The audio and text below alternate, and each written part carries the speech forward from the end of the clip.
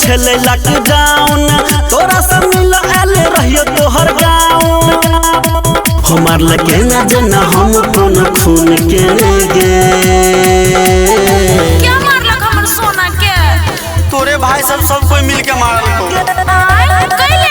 अरे मास्क पहन के तोहर बहिन छलो निकलल तोरे समझ का चुमा ले लियो गे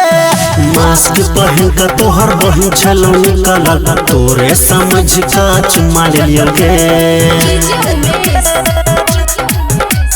सुखीपुर बाजार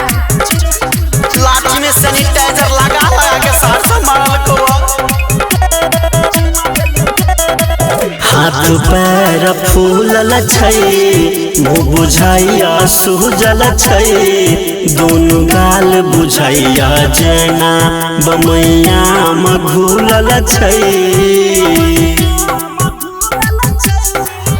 हम मोट बहिन पातर के ना चिन्हले नहीं तू अपन रानी के स्टाइल के बुझले नहीं तू तोरे वाला कुर्ता पहन के लोटे द्वार में चिन्ह लियो बुझले नहीं तू तोरा से मिलियो कोनो जुलुम के लिए गे हे भगवान ऊ कुर्ता हमरा टाइट हो गेल छलो तैला बहिन के द देलियो अरे मास्क पहन के तोहर बहिन छलो निकलल तोरे समझ का चुमा ले लियो गे मास्क पहन के तोहर बहिन छलो निकलल तोरे समझ का चुमा ले लियो गे कोनो जगह नहीं छोड़ल को साथ हम कत्तर दाई के देने अब बर्दाश्त नहीं होइया हमारा सांस फूलैया और विजया के अब तोहरा पर विश्वास नहीं होइया